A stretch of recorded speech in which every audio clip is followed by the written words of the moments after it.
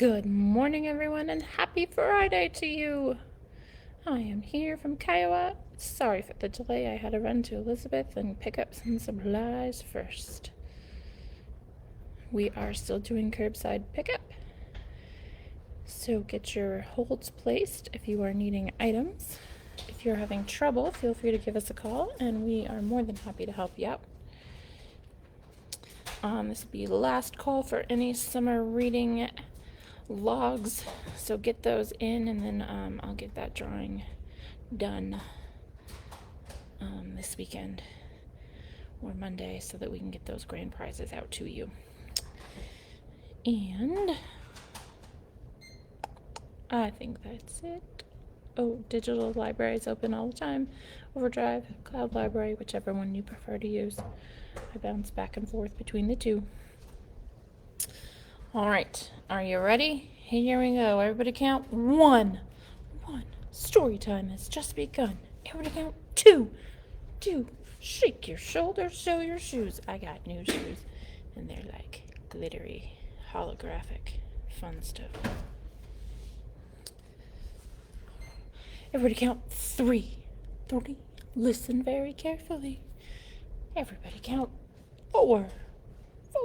Put your bottoms on the floor. Couch, chairs, beds, grass, decks, swings, blankets, wherever you're listening from today. All right, I've got some circus stories for you today. Remember when we read don't, if you ever want to take a alligator to school, don't. Well, here's the circus at the library one. And then we have The Circus Ship by Chris Van Dusen. And this one's a fun one too. Alright, but we're going to start with our friend Magnolia, who's decided to bring the circus to the library. Good idea? Probably not so great. Alright. Here we go. This is written and illustrated by Elise Parsley. Read it. This sign says, read it, dream it, do it. You can do anything at the library. Well, within reason. Find some fun at the library. Stop, drop, and read. All right. If you ever want to bring a circus to the library, don't. Not a great idea.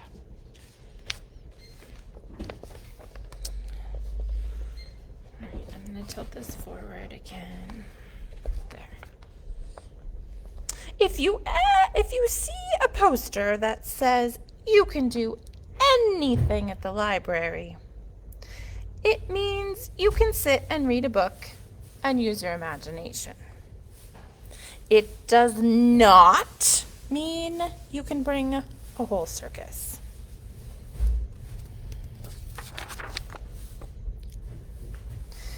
If you set up your circus anyway, the librarian will remind you, don't let it get too noisy.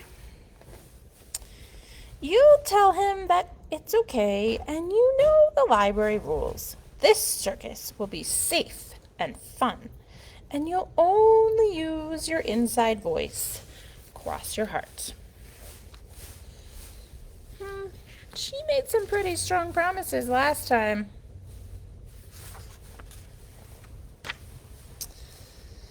You'll start by wowing the crowd as an acrobat. You'll leap and twirl and balance on one foot. Then you'll do it again, only this time on a high wire. You'll leap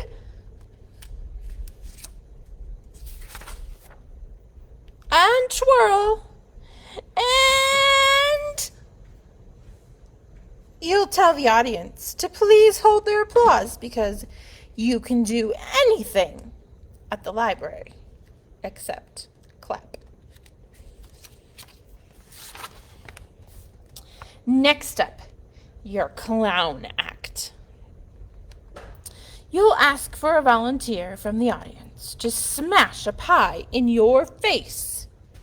You'll give your silliest look and she'll wind up.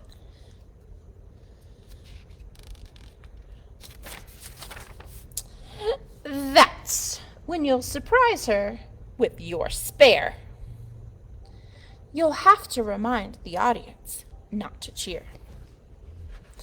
This is a library after all, and you can do anything at the library except clap and cheer. At intermission, you'll hand out concessions, peanuts, popcorn, egg and cheese sandwiches. Is that a normal concession food? I don't think so. This is private library hall. What are you doing today? I just wanted to go ahead and let you know that the item that you returned recently in 7 packets of highly effective people, we are missing one of the discs. Just so you know, if your canon is a dud, whoops, I think I skipped a page. Skip a page. Did I skip 2 pages? Okay, just 1 page, sorry. My picture is flashing again, so I hope that it's not flashing for you. Only get this, it turns out you can do anything at the library except cheer and clap and hand out concessions. No food or drink. All right. You didn't want to do this, but you'll have no choice. You have got to dazzle the crowd, and you'll do it as the amazing human cannonball. You'll clip on your helmet and warn everyone to stay back. Then you'll count down from 10, 9, 8, 7, 6, 5, 4, 3, 2, 1.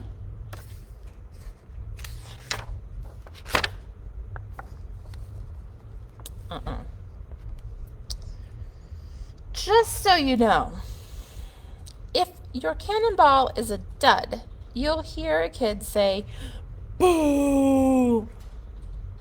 You'll start to shush him because you can do anything at the library except boo! Boo!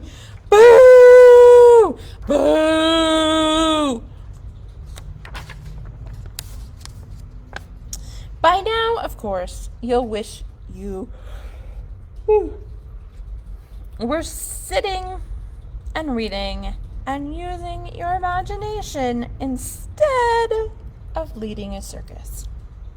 By now, you'd rather be scraping gum off some chairs than leading a circus. You will have to think of something quick before the crowd yells for you to just go home. Well, here's what I would do if I were you. Look for a way to distract them. The Billy Goat's gruff. You'll read about the 3 Billy Goats, and the booing will stop. You'll read about the hungry old Tro, and the smiling will start. You'll begin shouting, "Who's that trip dropping over my bridge?" And ba-boom-ba! The librarian looks super scared. Ah! Ah! Bam! Yay!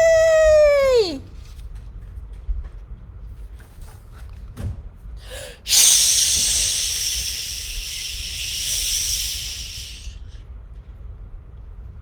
That's when you'll know it's time to take your show on the road.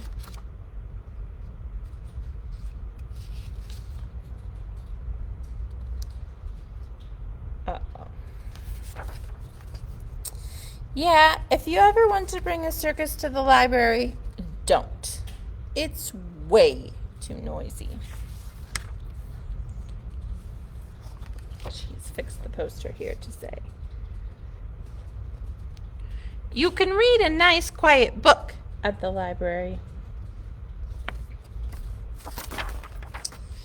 Well, we don't make you be silent at the library.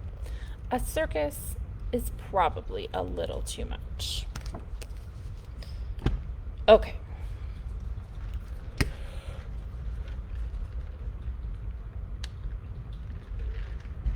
Now we have The Circus Ship by Chris Van Dusen. We've got all kinds of animals on this circus ship. He has done the illustrations for this as well.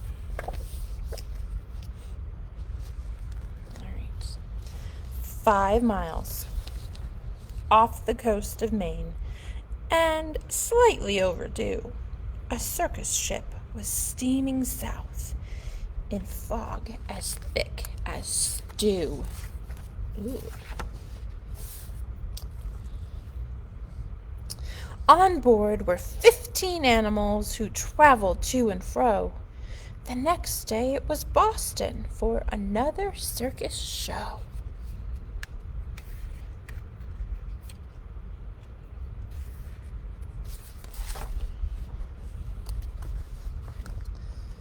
The captain, Mr. Carrington, was honest and sincere.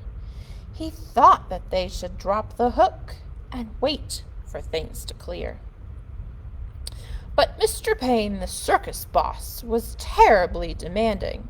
He stomped up to the helm where Captain Carrington was standing, and screamed, "Don't stop! Keep going! I've got a show to do! Just get me down to Boston town tomorrow, sir, by 2. Oh, look at his nasty teeth.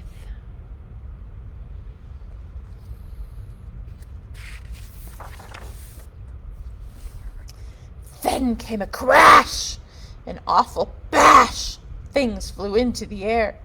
The ship had smashed into a ledge that no one knew was there.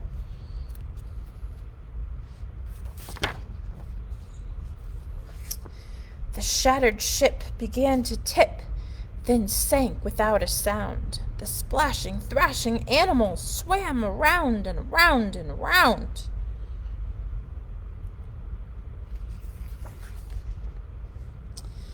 The captain said to Mr. Payne, "Pray tell, what shall we do?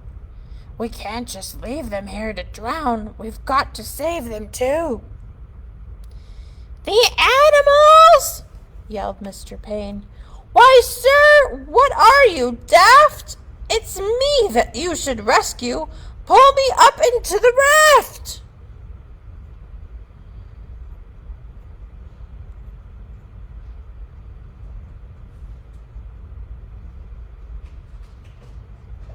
"Now ferry me to safety, sir, before I die of cold.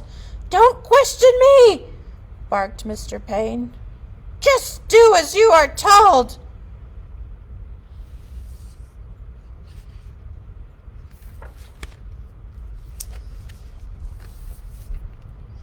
Through chilly water all night long the animals swam on until they reached an island beach just before dawn. They pulled themselves up on the shore, bedraggled, cold, and beat, then staggered to the village on weary, wobbly feet. The people in the neighborhood had just begun to rise, and when they saw those animals, they had to rub their eyes. They thought they saw an elephant, but wait, how could that be? And what's that little monkey doing in the cherry tree?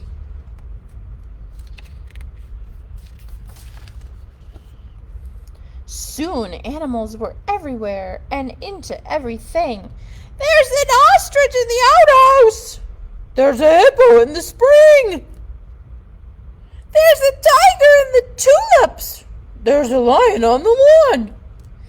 There's a python in the pantry. It went on and on.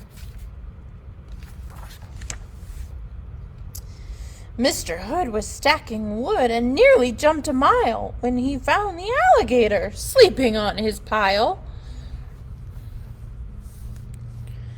And Mrs. Dotty Daly, who grew daisies by the bunch, discovered that the zebra had been eating them for lunch.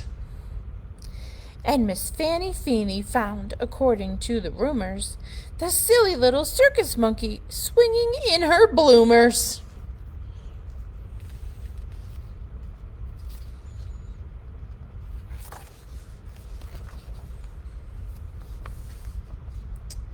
But everything changed quickly, like the turning of the tide. The night the abbot's shed caught fire, with Emma Rose inside. Oh no. From high above the abbot's farm, the tiger saw the shed. The sight of smoke and fire triggered something in his head. He jumped through flames 1,000 times back in his circus days. So he ran past all the people and he leapt into the blaze.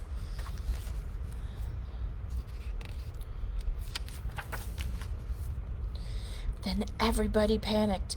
Help! Help! What can we do? When from the raging fire something big burst into view. It was the most amazing sight, and everybody froze when they saw the tiger saving little Emma Rose. There she is.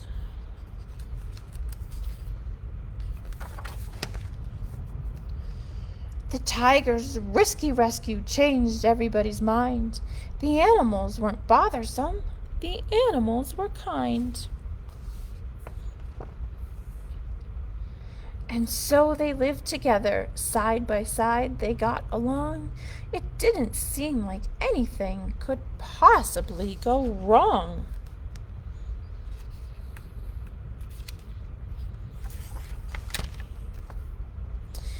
Then Little Red the messenger came running with the word. Apparently a circus ship had sunk, from what he'd heard. The animals are from that boat. They swam in from the bay. The greedy owner wants them back. He'll be here any day. So the people called a meeting, and they quickly hatched a plan. No animal that came ashore would sail off with that man.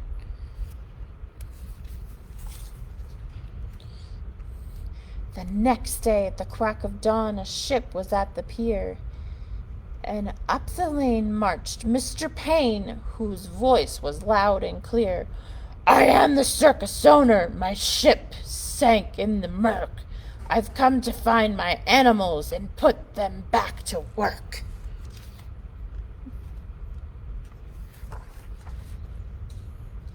He hiked until he came into the center of the town. His face was red. He scratched his head. He stood there with a frown. Mr. Payne looked high and low, but still he couldn't see the 15 circus animals of his menagerie. There's a gorilla and the bear. The ostrich looks like a bush. Giraffe is in the house looking like a flag. Elephant's out here looking like a rock. The camel's in the hayfield. He ran off in a fit of rage. His ship was leaving sight.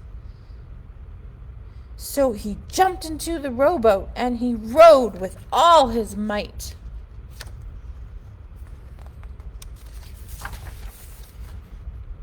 And from that day, they like to say, their lives were free of pain.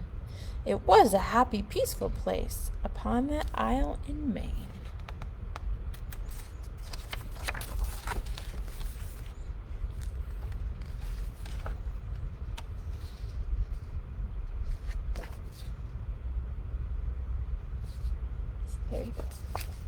Now the animals are all happy.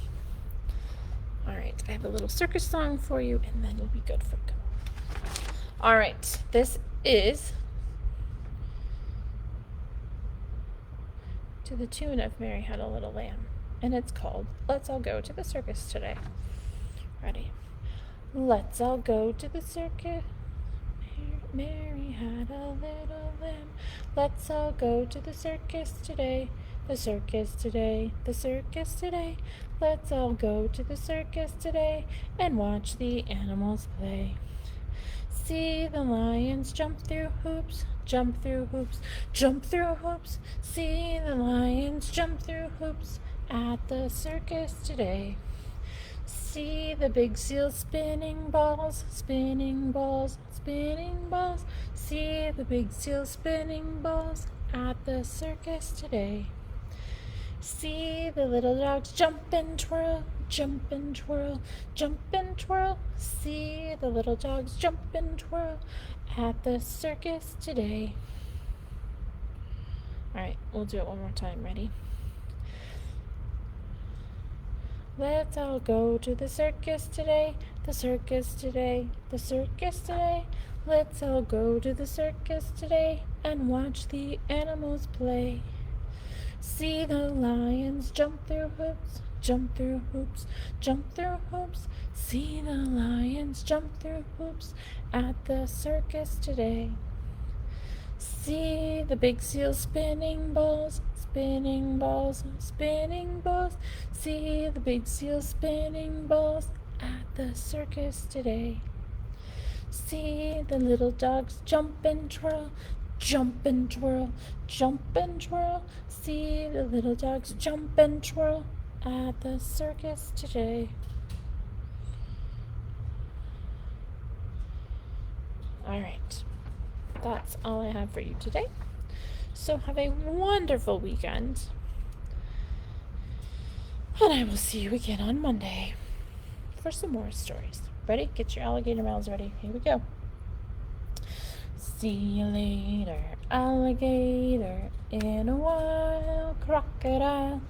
Give a hug, ladybug, blow a kiss, jellyfish.